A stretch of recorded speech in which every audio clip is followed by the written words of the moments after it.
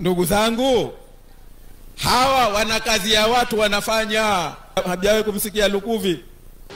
Tunataka tuwaache Wazanzibari wajitawale wenyewe na Tanganyika. Wazanzibari kule waliko 95% ni Waislamu.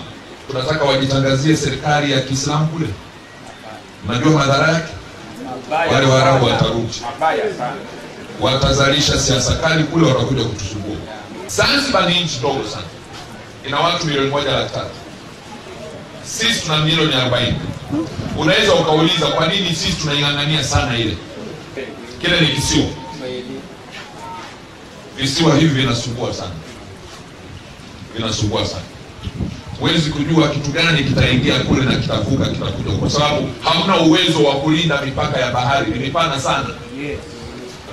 Sisi tunatafuta usalama wa watu wetu. Amen. Hamjawahi kumsikia Sita. Tukikosana mambo yafuatayo yatatokea. Kwanza itakuja vita kubwa ya kidini. Huu mnaosikia Al-Shababu al-nini inaweza kuzuka pale napo. Kwa sababu Zanzibar ni 99% Waislamu. Hawa wana kazi wanafanya. Mradi wa zamani ulianza tokea huko nyuma, lakini uliwashinda mababa zao na mababu zao. Sasa wamepewa kazi wao waimalize.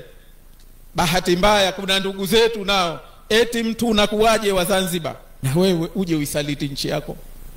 Wananchi wameshiba muungano wao, wameshiba mapinduzi yao. Piga makofi kwa Dr. Mwinyi. Wako wenzetu wengine inabidi tukawacheki vinasaba. Juzi tulipata kichekesho kikubwa sana.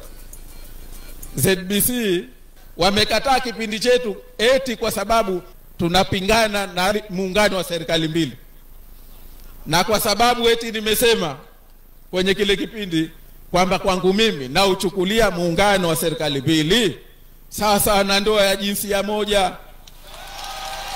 Ndio ilivyo. Sasa hapo mimi unataka unitoe nende wapi? Na ndio nilipo kwamba muungano wa serikali mbili kwangu mimi ni sawa na ndoa ya jinsia moja. Au niseme tena?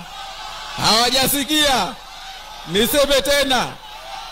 Kwa mwenye akili yake anajua CCM hawataki muungano wa serikali mbili, wala hawataki muungano. Wanaoitaka ni Zanzibar na maisha milele. Insha Allah hawatoipata.